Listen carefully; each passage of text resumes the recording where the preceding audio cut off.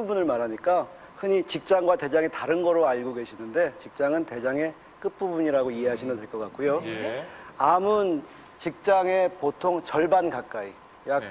40~50%가 직장에 생기고 나머지 좌측에 30%, 예. 그리고 우측에 약 20% 정도의 대장암이 발생하는 것으로 되어 있습니다. 네.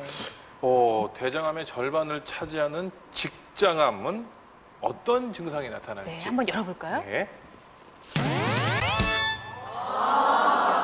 치질하고도 헷갈릴 것 같은데. 그러니까요. 저도 저럴 때 많은데. 직장은 원칙적으로 대변을 보관하고 그 배변을 조절하는 여러 가지 역할을 하는 데입니다. 그래서 직장에 병이 생기면 결국은 배변하고 관련되는 여러 가지 증상이 나타나게 되죠.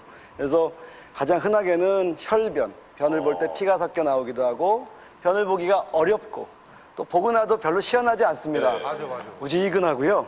그다음에 특히 병이 항문과 가까운 경우에는 항문에 아주 심한 통증을 유발하기도 합니다. 그러면 지금 증세가 치질하고 굉장히 비슷한데 그럼 치질이 계속 내버려 두면은 그렇게 대장암으로 직장암으로 이제 발전할 수 있는 건가요? 치질이 심해지면 직장암으로 갈 수 있는지.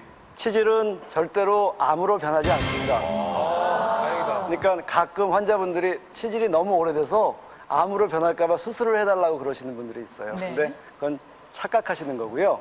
단 치질과 직장암의 증세가 비슷한 게 많습니다.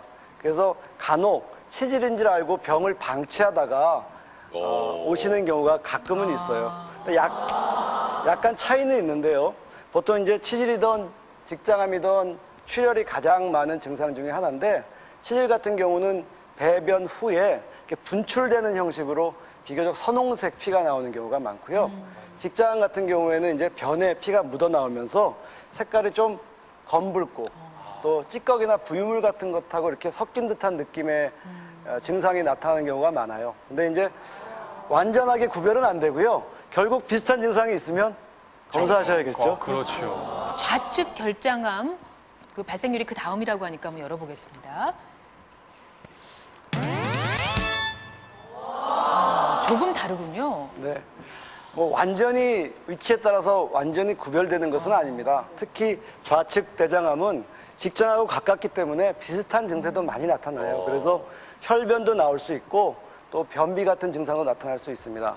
단 이제 그림도 잘 표시됐는데 좌측 대장이 제일 직경이 가늡니다. 그리고 올바른 표현인지 모르지만 변이 되게 찰지죠.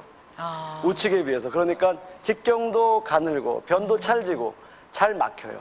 그래서 좌측 대장암 같은 경우에는 완전히 장폐쇄가 돼서 병원을 찾으시는 분들이 가끔 있습니다. 저희가 자료 준비했어요. 한번 볼까요?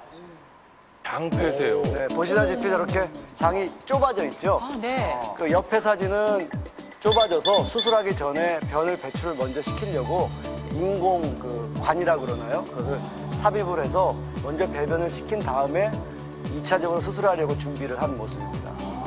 변이 딱딱해지면서 장의 일부분을 막고 있는 거잖아요. 이런 환경들이 대장암을 유발시키게 되는 게 아닌가라고 저는 늘 걱정되거든요. 사실 변비가 직접적으로 암을 유발시키는 원인은 아닙니다. 하지만 그 변비라는 게 변이 장에 오래 있는 거 아닙니까? 대장암이 생기는 원인 중에 여러 가지 발암 물질이 암을 유발하는 걸로 되어 있는데요. 변비가 이런 발암 물질을 오래 장에 머물게 하고 또 독성 물질을 이렇게 생성하게 돼서 대장암을 이렇게 조금은 증가시키는 것으로 알려져 있습니다. 좋지 제가 않죠? 밤에요 야식을 먹으면 그 다음날 꼭 설사를 하거든요. 그러면 그것도 설사를 자주 하니까 이것도 장이 지금 안 좋다는 거 아닙니까? 설사를 자주 하시는 것은 장에 좀 문제가 있다는 거죠. 근데 밤마다 치킨에다가 맥주 마시고 그러면은 할 수밖에 없지 않을까요? 자, 보시다시피 우측 대장은 관이 좀 넓어요. 그리고 아까 좌측에는 찰진 변이라고 말씀드렸는데 우측은 물변입니다. 왜냐하면 물이 이쪽에 흡수가 되거든요. 네. 그러니까 여기서 묽은 변이 와서 가면서 수분이 흡수되고 우리가 흔히 보는 변으로 되는 거죠. 때문에 비교적 장이 막혀서 생기는 증상은 좀 드물고요. 오히려 다른 증상들이 조금 더 많이 나타납니다. 그래서 소화불량이 생긴다든지요. 또 그 우측에 생기는 대장암은 좀 크기가 크거든요. 그래서 그 표면에서 출혈이 서서히 되는 경우가 많습니다. 그래서 변은 피가 섞여 있지 않은데 그게 묵은 피가 나오기 때문에 검게 물든 그런 변이 나오고요. 짜장면색 변이라고 표현을 하거든요. 그리고 간혹은 아무 이유 없이 그냥 빈혈로 검사를 하다 보니까 대장암이다라고 암을 발견하시는 분도 있습니다. 증상이 조금씩은 다르죠. 근데 혹시 검진밖에 방법이 없지 않겠습니까? 네. 대장암을 막는 방법은 정기적으로 내시경 혹은 내시경과 준하는 검사를 하는 겁니다. 대장암은 내시경으로 조사하면 다 나옵니다. 질문을 하나 드리도록 하겠습니다. 대장에 생기는 작은 혹, 그러니까 용종인데요. 노반장님도 예전에 뭐 제거하신 모습을 저희들이 본 적이 있었고, 이 용종을 만약에 제거하지 않고 가만히 내버려 둔다면 이게 암으로 발전을 할지 어떨지 여러분이 OX판으로 판단해 주십시오. 자, 일단 들고 하나, 둘, 셋 들어주십시오. 치료를 안 하면은 암이 거의 된다고 봐야죠. 근데 근데 가능성이 많다. 많다. 근데 용종은요, 꽤 많은 양반들이 다 갖고 있는데, 그거 다, 그거 다 그러면 그거 암이 되게요? 대장암이 되게요? 그렇지. 암으로 발전할 소지가 있는 꽤 용종이 많아. 있고 네. 그렇지 않은 용종이 두 가지가 있는데 왜 다 제거를 하느냐? 뭐 미관상 제거하는 건 아니고 장벽이 깨끗한 게 좋으니까. 네, 답은 O입니다. 용종은 암으로 변화될 수 있습니다. 특히 용종이 오래되거나 크기가 커지면 그것이 암이 되고요. 대장암의 대부분은 이 용종에서 시작돼서 암으로 변한 것입니다. 단 하나, 아까 그 노지현 씨가 아주 정확하게 말씀을 해주셨는데요. 모든 용종이 그렇다고 암으로 바뀌는 것은 아닙니다. 용종에는 크게 선종, 증식성 용종, 또 뭐 염증성 용종 이런 것들이 있는데 그 중에서 선종만 암으로 바뀐다고 현재는 알려져 있습니다. 자, 그러면 이 용종이 암이 되는 단계를 한번 예, 화면 화면으로 준비해 확인하겠습니다. 이렇게 지금- 정상이죠. 예, 정상 깨끗하네요. 작은 용. 야, 이건 이제 암이 된 건가요? 이건 큰 용종이에요. 여기는 이분은 이제 조기암이 됐습니다. 이건 이제 진행암입니다.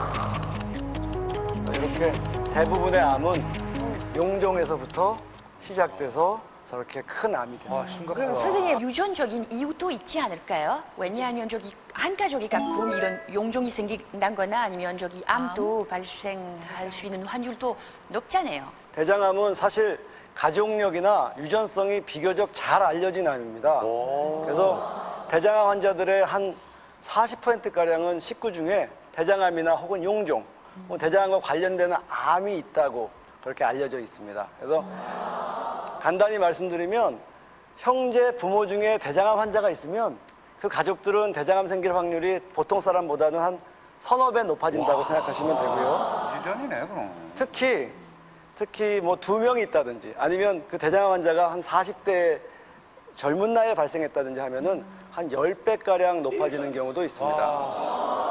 와, 진짜 또 준비된 화면이 있는데 한번 보죠. 네. 이런 가족성이 있더라도 다 유전성인 건 아니고요. 유전성 대장암 증후군이 있습니다. 근데 그 중에서 가장 대표적인 것인 가족성 용종증은 이렇게 대장에 용종이 한두 개가 아니라 수백 개에서 수만 개까지. 마치 그 어떻게 뛰어내요? 절제해야 되는 거 아니에요, 그냥? 카페트처럼 이렇게 생기거든요. 그러니까요. 어떻게 이런 경우는 다 잘라야 돼요. 아예. 그래서 이런 경우는 이제 10대 초반에 생기고 40대까지는 100% 대장암이 됩니다. 그래서